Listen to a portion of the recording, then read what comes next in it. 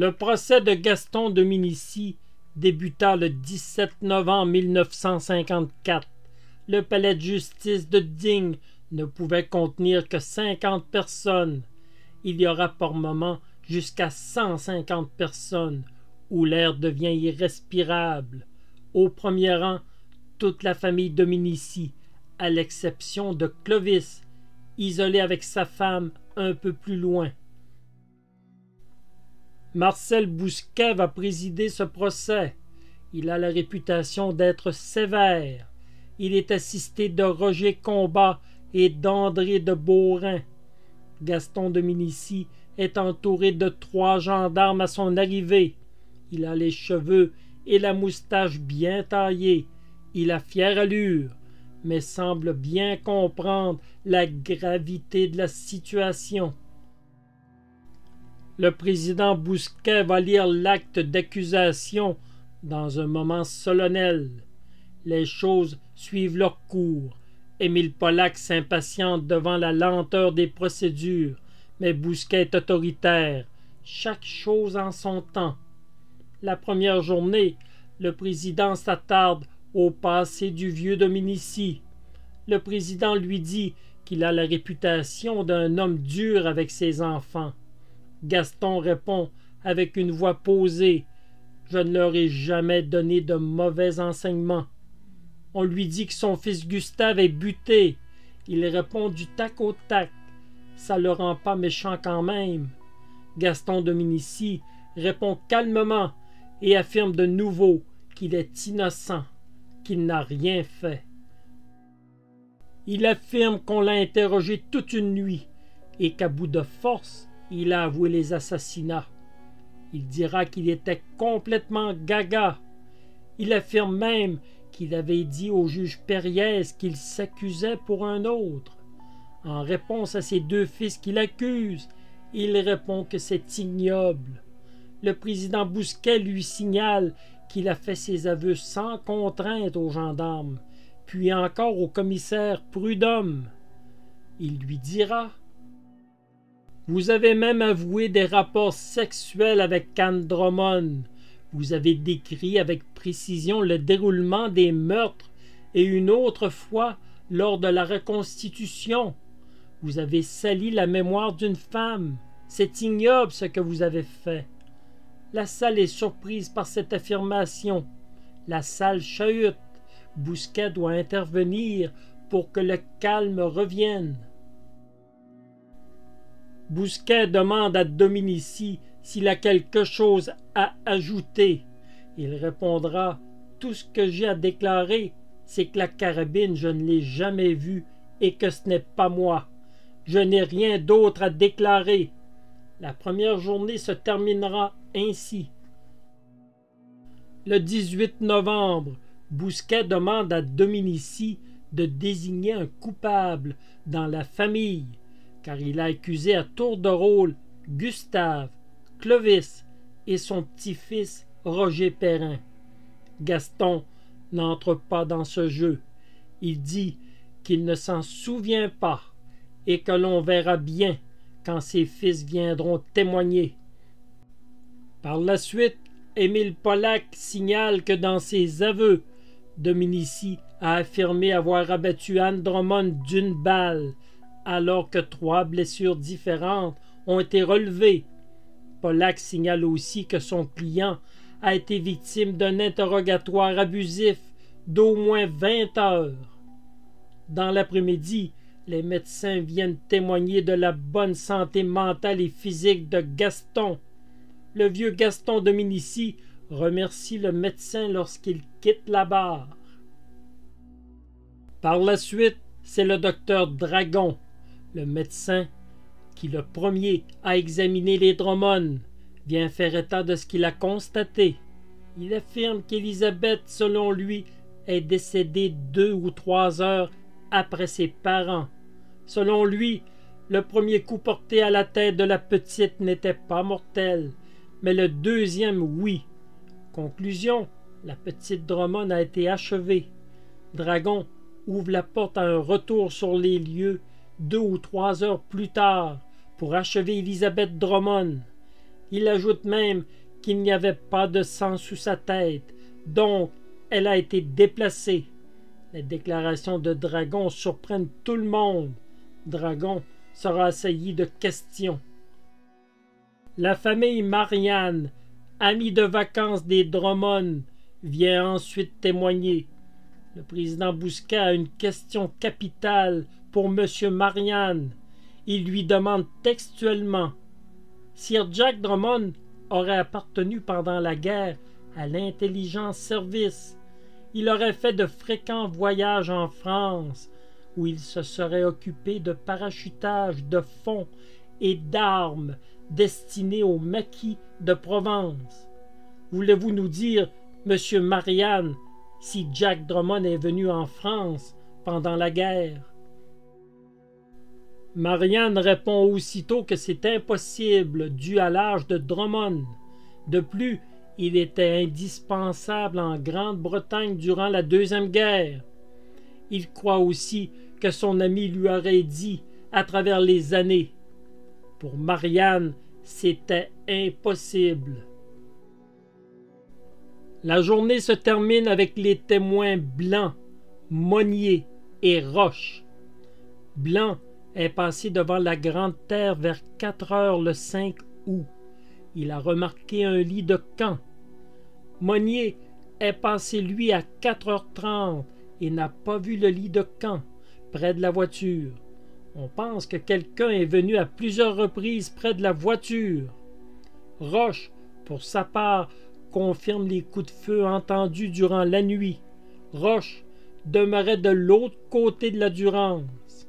Pour lui, les coups de feu provenaient de la ferme des Dominici. C'est ainsi que la deuxième journée du procès se termine. Le 19 novembre, le fameux Monsieur X, Aristide Panayiotou, a une mauvaise surprise quand il se présente à la barre. La défense, comme la poursuite, refuse de l'interroger, car il est considéré non crédible. Sa fameuse panne de phare à 200 mètres des assassinats n'est crue par aucune des parties. Faustin Roure s'amène. Il raconte que le 4 août 1952, Gustave Dominici est venu à son domicile lui signaler un éboulement, qu'il a tout nettoyé. Roure affirme qu'il n'a pas dit à Gustave de vérifier le lendemain matin l'éboulement, que lui et son équipe s'en occuperaient. Roure termine en disant qu'il s'est rendu avant 8 heures chez les Dominici pour avoir des nouvelles concernant le drame et qu'il a surpris Yvette Dominici qui apprenait au vieux Gaston la découverte du corps de la petite Élisabeth. L'audience était surprise. Était-ce la preuve de l'innocence de Gaston qui avait paru extrêmement surpris, faisant répéter Yvette plus d'une fois? Faustin Roure a précisé que de sa position, Gaston Dominici ne pouvait pas l'apercevoir. Jean Ricard témoigne pour confirmer qu'à son arrivée à pied à 6h50, qu'il a aperçu un corps sous une couverture, les pieds à découvert, et que son corps était parallèle à la voiture, contrairement aux photos des gendarmes. Ricard est formel. Le corps d'Anne Drummond a été déplacé. Gustave avait déjà avoué avoir déplacé le corps. La défense était impuissante face à ce témoin. Le capitaine Henri Albert témoigne ensuite pour révéler que Gaston Dominici l'avait toujours bien accueilli à la ferme, lui parlant même d'un scénario possible. Il parla par la suite de Roger Zézé-Perrin, qui parlait beaucoup, qui ne disait jamais 2 fois la même chose. Il semblait mentir par plaisir. Selon Henri Albert, Roger Perrin avait couché à la Grande Terre cette nuit-là. Nous arrivons au samedi 20 novembre 1954. Roger Perrin, le petit-fils de Gaston, témoigne. Le président Bousquet constate qu'il ne s'en tient pas à sa déposition originale. Il affirme que c'est Pépé qui lui a dit de ne pas aider les enquêteurs, ce que Gaston nie formellement. Il dit qu'il n'a pas passé la nuit à la Grande Terre, alors qu'auparavant, il avait affirmé le contraire. Il affirme que les Drummond sont venus chercher de l'eau à la ferme. Gaston affirme que c'est faux et qu'il n'a pas passé la nuit à la ferme. Dans le même élan, le vieux Gaston va affirmer qu'il arrivait la nuit que Gustave et Zézé Perrin partaient pour braconner et que ce n'était pas impossible pour cette nuit-là. Décidément, on entendait des révélations surprenantes lors de ce procès qui deviendrait célèbre. Arrive ensuite l'un des témoins les plus importants, Paul Maillet. Il témoigne que Gustave lui a confessé avoir retrouvé la petite Élisabeth, car il a entendu ses râles. Il croyait que Gustave finirait par le dire lui-même aux enquêteurs. En septembre 1952, il se décide à coopérer avec la justice. De façon théâtrale, Maillet dira « Gustave n'a rien fait. Alors je me suis dit, c'est moi qui ferai la déclaration, car le déshonneur planait sur mon honneur. » Maillet affirma aussi qu'il n'avait jamais vu l'arme du crime à la ferme Dominici. Il le jura sur la tête de ses enfants. Le vieux Gaston prit ensuite la parole. Il fixait Maillet depuis le début de son témoignage. Il accusa Maillet d'avoir comploté avec son fils Clovis, d'avoir bien arrangé leur témoignage depuis 18 mois.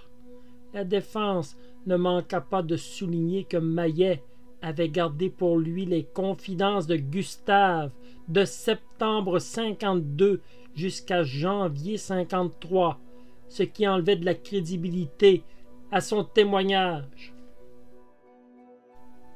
Après une journée de congé le dimanche, nous nous retrouvons le lundi 22 novembre 1954. Cette journée est consacrée au commissaire Edmond Sébeil, qui semble fébrile au début de son témoignage. Il débutera à 10 heures. Il admet qu'il n'a pu faire parler l'arme du crime, car elle était restée 16 heures dans l'eau. L'arme avait été rafistolée. Il a cherché avec insistance son propriétaire. Il raconta qu'à la vue de cette arme, Clovis Dominici tomba à genoux, les lèvres tremblantes. Clovis expliqua sa réaction à la vue d'une arme ayant tué une enfant. Il semble que cette arme était apparue, tel un fantôme, à Clovis Dominici. Edmond Sébeil parla avec mépris des Dominici. De Marie, seulement bonne à mettre des enfants au monde. D'Yvette, qui menait Gustave comme elle le voulait. Yvette, toujours hostile avec les enquêteurs. Gustave, qui semble résigné et impossible à questionner efficacement. Gustave qui répétait « On ne pense pas à tout ». Il décrivit le vieux Gaston comme un grand comédien, grossier, qui appelait les Drummond les crevés. Sébeil répéta qu'avec tous leurs mensonges, il était impossible de se détacher de cette famille. Il révéla aussi que l'aide de Paul Maillet avait été précieuse. Il se rendait souvent à la ferme Dominici. Gaston l'accueillait souvent avec un sourire en coin, comme pour le défier de trouver la vérité. Il raconta les points principaux de son enquête, les aveux de Gustave qui avait entendu les cris, qui avait découvert Élisabeth vivante, qui avait déplacé le corps d'Anne Drummond. Puis il parla de l'accusation de Gustave contre son père. Gustave affirmait que son père lui avait confessé le triple assassinat. Sébeil raconta par la suite que Clovis confirmait les aveux de Gustave. Gaston, leur père, avait tué les Anglais. Il témoigna par la suite que l'interrogatoire de Gaston, le 14 novembre 1952, avait démontré toute la désinvolture du vieux Dominici. Je l'ai mis en contradiction. Il s'est fâché et traité tout le monde de menteur. Il riait, il sifflotait, il se moquait de moi. Il a ensuite révélé à Gaston que ses deux fils l'accusaient. Gaston a piqué une colère. Il a dit « Ah les salauds! Ah les salauds! » Gaston a continué de nier jusqu'à 6 heures pour finalement avouer à Sébeil à 9 heures en lui disant « Je vais te faire plaisir. C'est moi qui ai tué les Anglais. C'est un péché d'amour. » Sébeil raconta que la reconstitution avec Gaston Dominici était précise, qu'il avait bien montré l'endroit où il cachait la carabine. Sébeil révéla un autre fait important.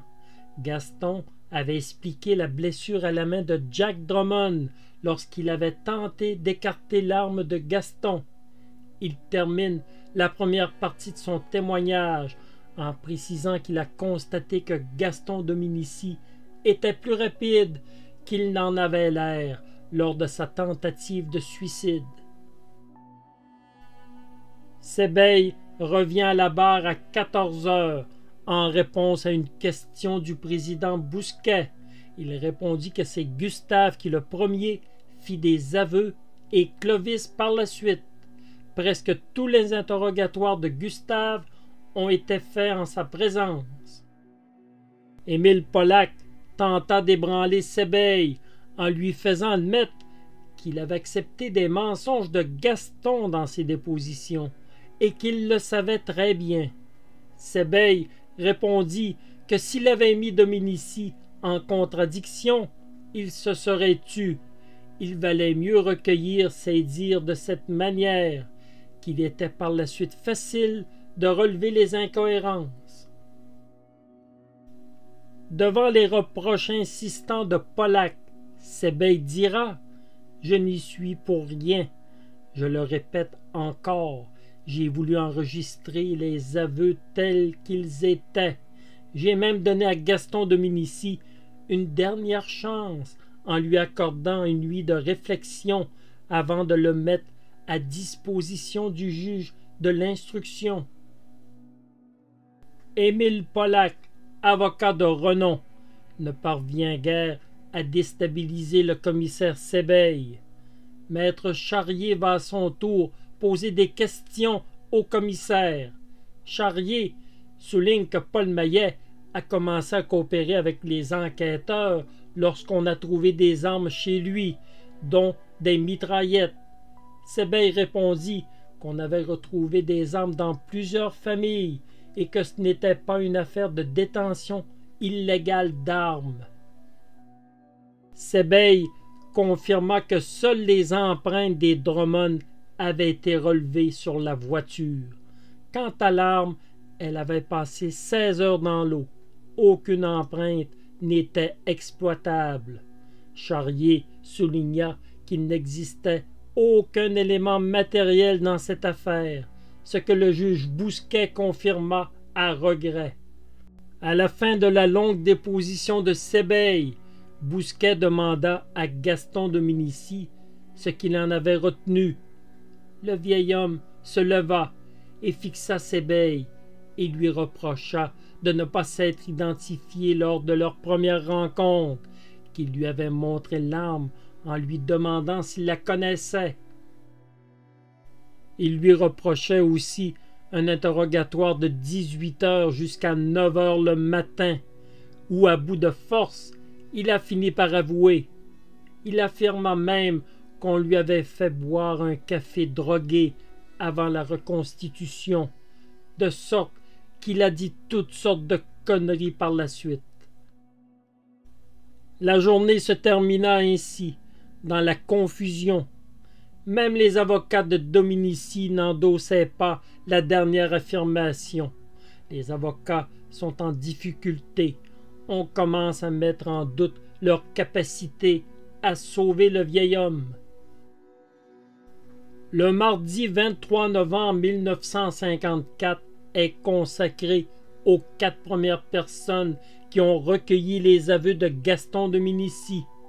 Victor Guérino, qui gardait le vieil homme le soir du 14 novembre 1953, raconta que Dominici lui avait raconté qu'il avait été surpris par Jack Drummond et que les choses avaient dégénéré. Puis Gaston se serait confié à un autre gardien, M. Bocca. Il raconte alors une autre version. À son retour avec ses chèvres, vers 8 heures, c'est sa belle-fille Yvette qui lui a appris le triple meurtre. Il accusa Gustave d'avoir acheté la carabine et d'avoir tué les Drummond. Par la suite, à sa demande, Gaston rencontre le commissaire Prudhomme, car il ne veut pas parler à Edmond Sébeil. Le vieil homme admet sa culpabilité. Prudhomme raconte avec précision les aveux de Dominici à la barre. Il concède qu'il a suggéré le crime sexuel à Gaston, qui était d'accord avec cette affirmation. Par la suite, le brigadier Marius Sabatier confirme le témoignage de Bocca, où Gaston accuse Gustave. C'est ensuite au tour de Marie Dominici, femme de Gaston, de s'amener à la barre. Elle affirme que Gustave lui a révélé à 6 heures qu'il avait découvert une petite fille morte sur les bords de la Durance. Elle n'a pas entendu les coups de feu. Elle n'a pas vu les Anglais à la ferme. Elle n'a aucun reproche à faire à son époux Gaston et elle n'a jamais vu l'arme du crime dans le hangar de la ferme, un endroit où elle allait à tous les jours. Ce témoignage se termine ainsi, alors qu'elle affirme à son époux que le matin des meurtres, il est rentré avec des pantalons tout propres et non pas tachés de sang.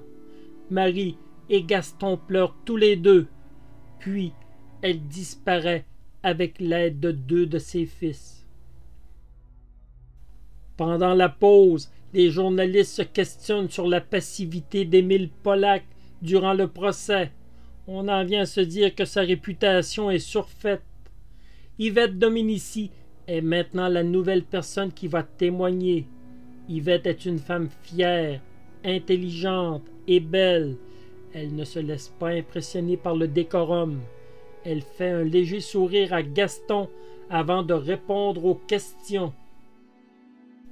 Ils se sont couchés à 21h30.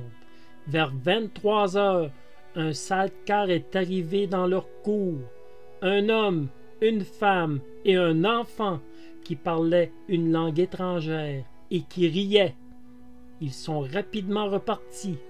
Elle a entendu des coups de feu à 1h.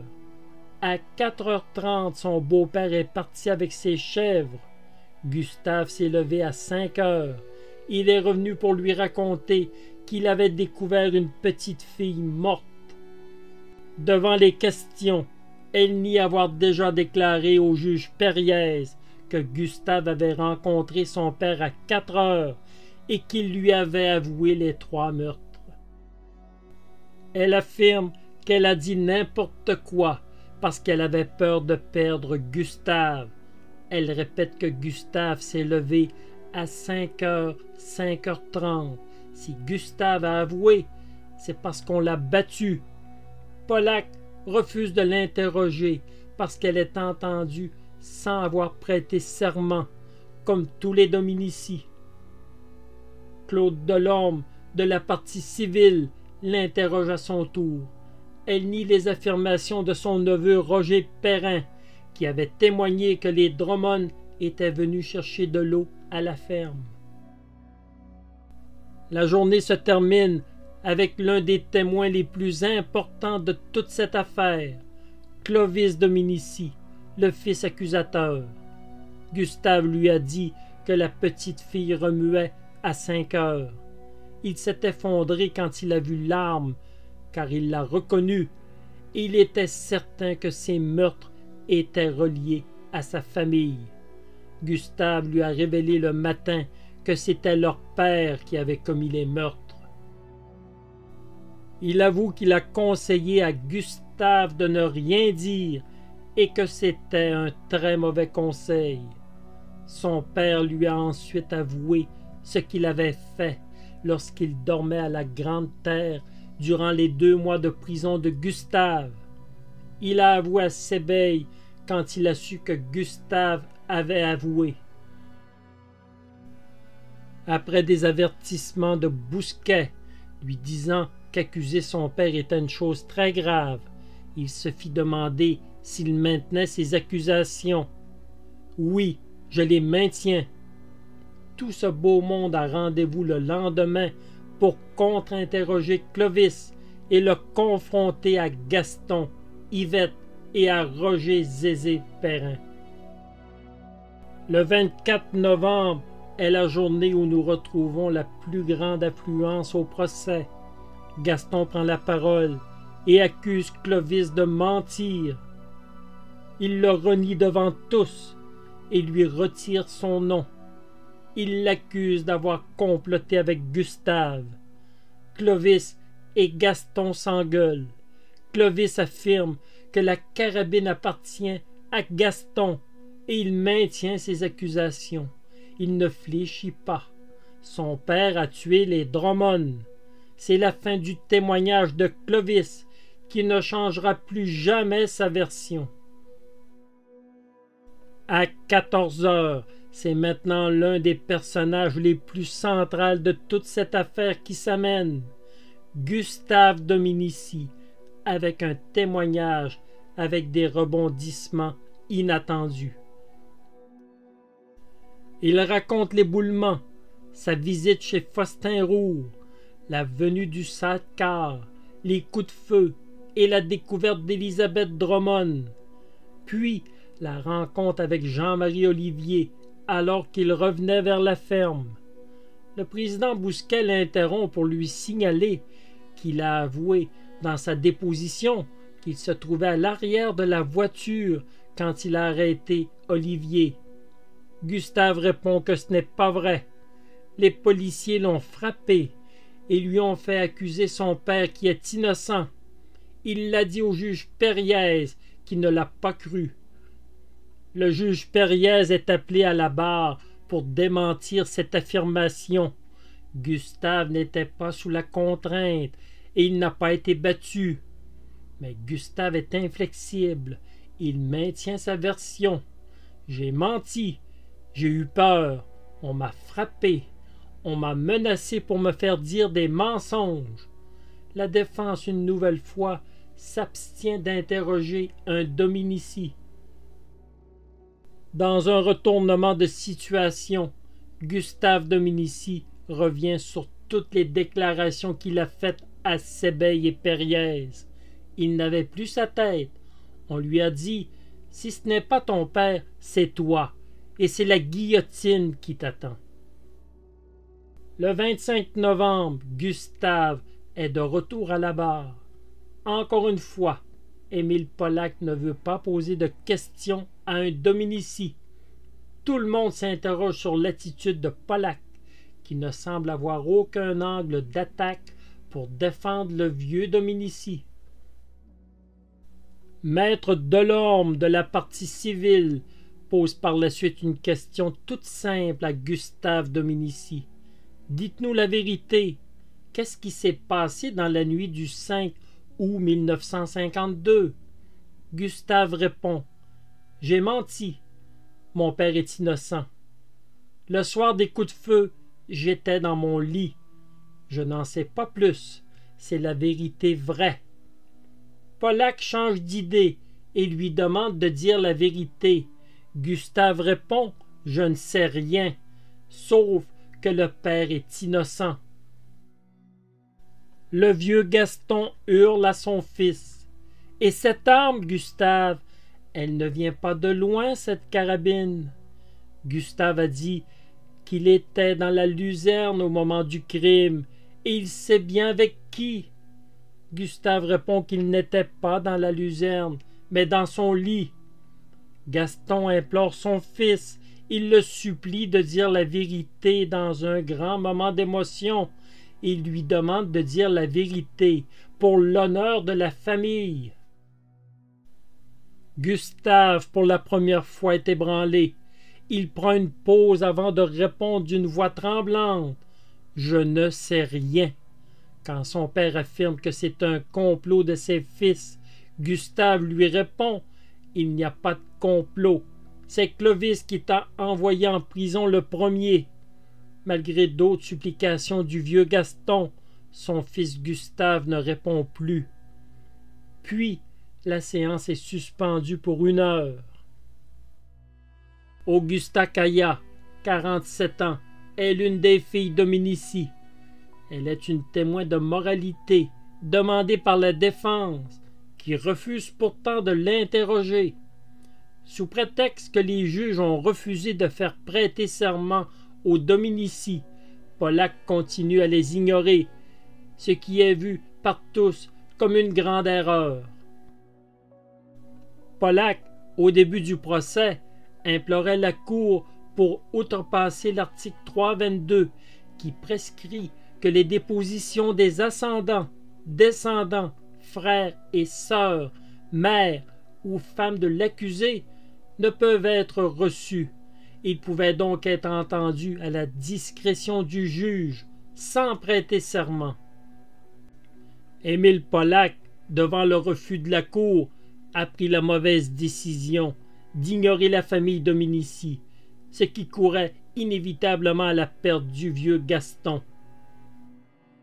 Augusta Caya est ferme dans son témoignage. Son père est innocent. Roger Perrin est un menteur. Elle affirme que jusqu'à novembre 1952, Clovis soupçonnait Paul Maillet d'avoir tué les Drummond. Elle lui a demandé 2 fois de s'expliquer et il n'a jamais répondu. Bousquet demande immédiatement à Clovis de s'amener à la barre et de s'expliquer. Clovis affirme qu'il n'a jamais pensé à Paul Maillet, puisque son père lui avait avoué le crime. Augusta traite son frère Clovis de menteur.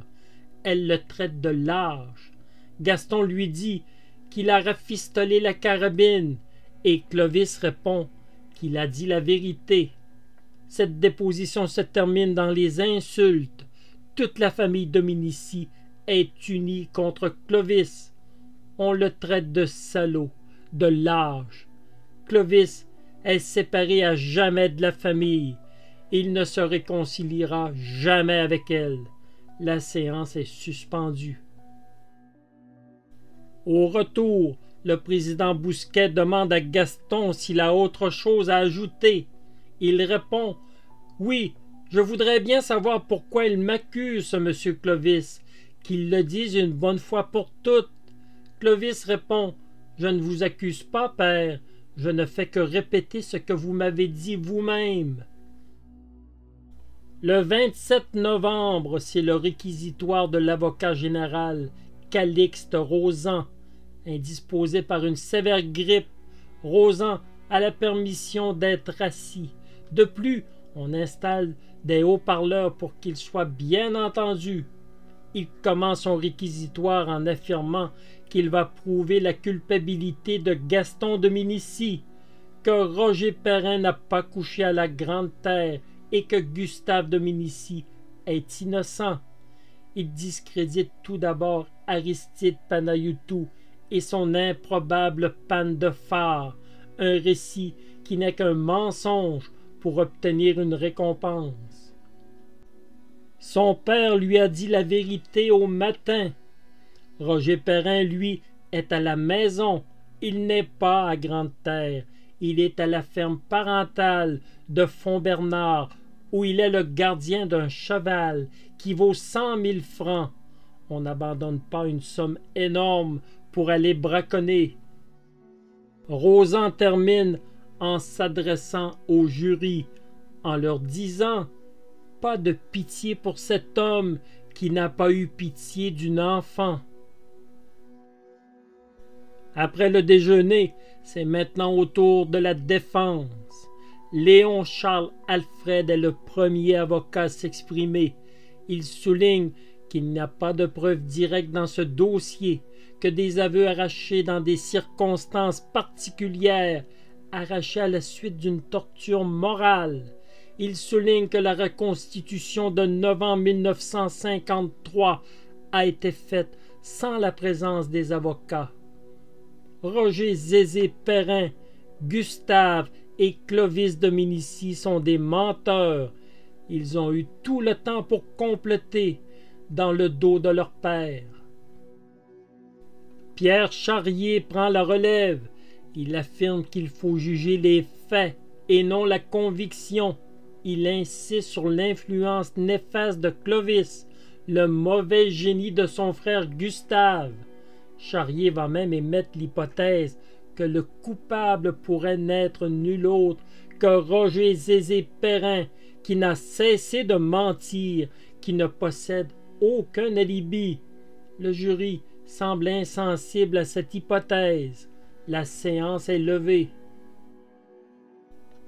Le 28 novembre 1954, c'est maintenant le plaidoyer d'Émile Polac qui est entendu. Il n'y a aucune preuve tangible de la culpabilité de Gaston Dominici. Il n'y a aucune certitude.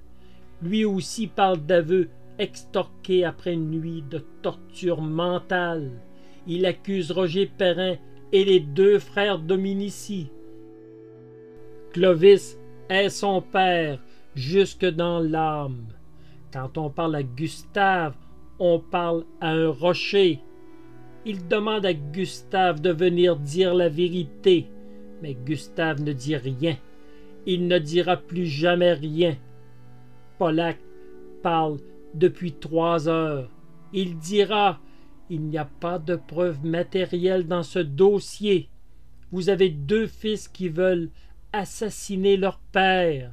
Messieurs les jurés, vous ne serez pas leurs complices. Gaston Dominici redit encore une fois qu'il est franc et loyal, qu'il est innocent. Bousquet déclare que les débats sont clos. Le président fait lecture de 7 questions auxquelles le jury aura à répondre. Il termine en leur disant: la loi ne leur fait que cette seule question qui renferme toute la mesure de leur devoir. Avez-vous une intime conviction? La séance est levée. À 14h30, le jury revient pour rendre sa décision. Gaston Dominici reprend sa place dans le box des accusés.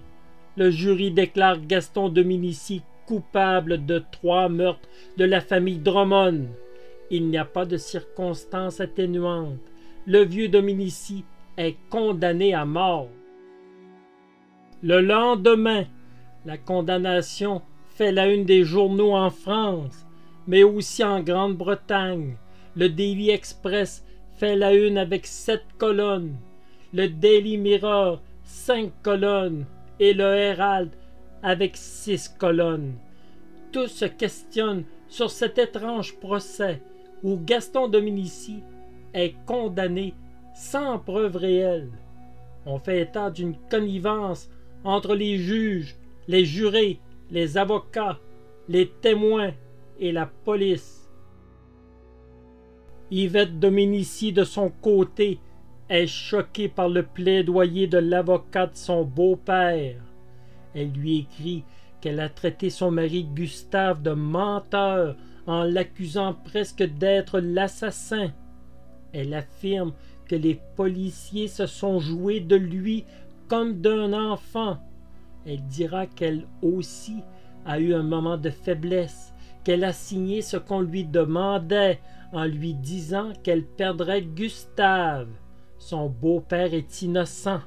Ils ne savent pas ce qui s'est passé dans la nuit du 5 août 1952.